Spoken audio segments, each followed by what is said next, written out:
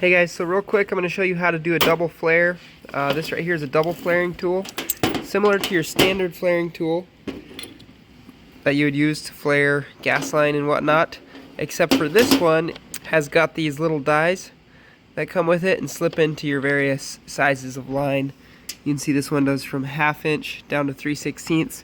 We're using the 3/16 right now to fix the brakes on this 64 Thunderbird. You can see we've already gotten this side done. So one double flare ready to go right here. But we have to do another one on this end, so I just thought I'd show you. I've already cut the line to the right length, and first thing you've got to do is deburr that. I've just been using my pocket knife and cutting the burr out.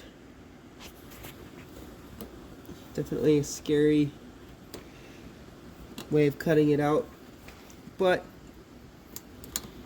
it does work, and if you're careful, it's fine. So once you get that burr cut out of the way, you slide in the, very, very important before you do that, make sure you put the flare nut that you're going to use. But you want to put your flare on with the threads facing toward where the flare is going to be. So flare fitting is on. Now we can go ahead with the tool itself.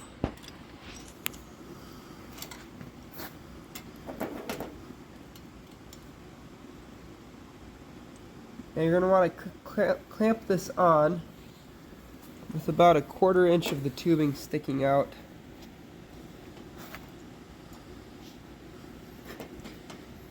Get those nice and tight.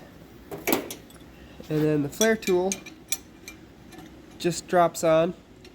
There's a machined indent right there that this will line up with. And now we're just going to go ahead and crush that tubing. You should be able to see it start to deform as I push.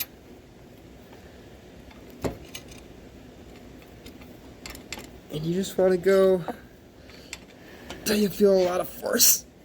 And then I like to back it off and then retighten it one more time just to make sure it all sat down good.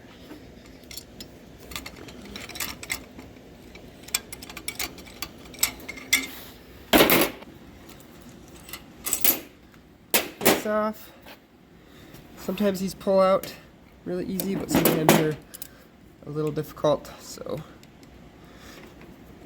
pull that off there. See the face of this, pretty blunt, but that just transfers over onto the top of your flare. So you can see there's the flare fitting all completed. So it's got a sealing face right here and a sealing surface on the back that this nut will tighten against. So this face here will seal against that inner face there. Sometimes you have to tighten them, then loosen them again, and then retighten them a couple times just to get that seat to work well. But yeah, there you have it. I hope that you found this video helpful, and I will talk to you in the next one.